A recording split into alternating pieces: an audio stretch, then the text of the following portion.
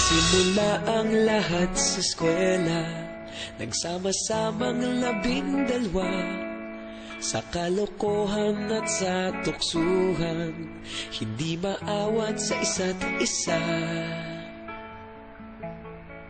Madalas ang standby sa cafeteria, isang barkada na kay saya.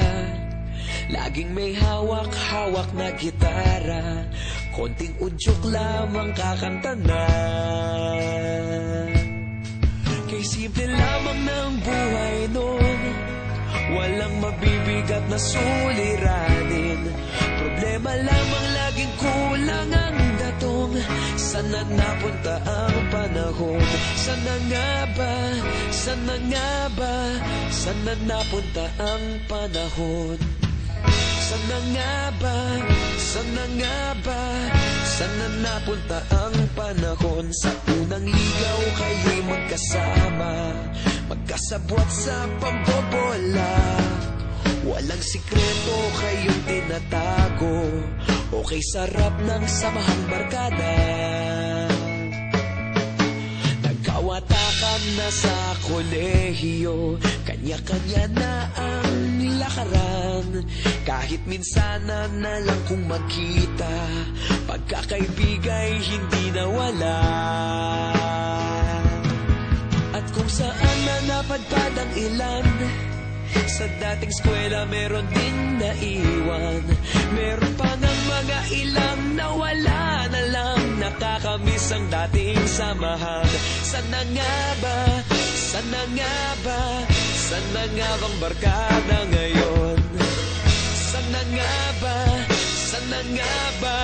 Sana nga bang barkada ngayon?